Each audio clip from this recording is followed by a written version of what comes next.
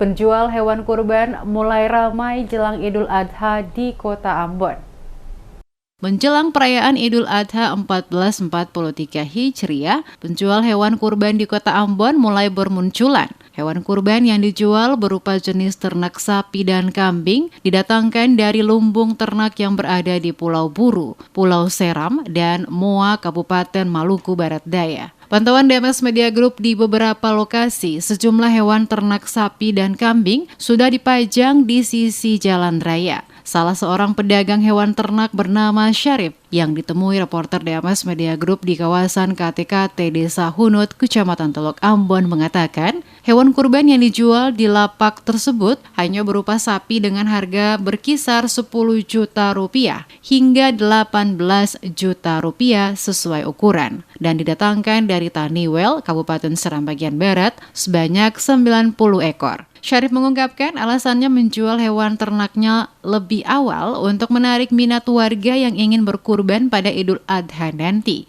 Dia memastikan hewan kurban yang didatangkan dari Kabupaten Seram bagian Barat, Pulau Seram itu sehat. Menurutnya, pembeli mulai berdatangan untuk membeli hewan kurban yang dijualnya. Rata-rata dalam sehari bisa terjual 2 hingga 5 ekor.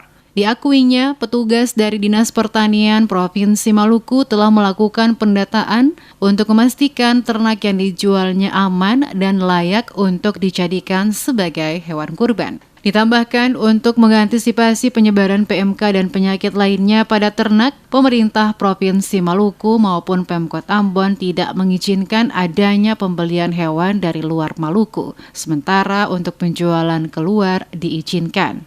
Yang paling besar 18. 18 juta? Iya. Kalau yang paling kecil? 10 sampai 18 setengah. 8 setengah. 8 juta setengah. Sapi dari mana? Sapi dari SBB. SBB. SBB saja atau dari tempat lain lah? Dari SBB aja. Tapi pembeli bagaimana tahun ini?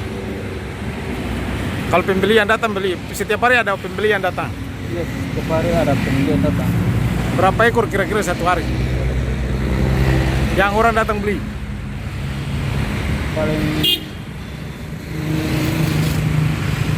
paling kecil tuh satu hari bisa 2 orang. Kalau lebihnya paling sampai 5 orang.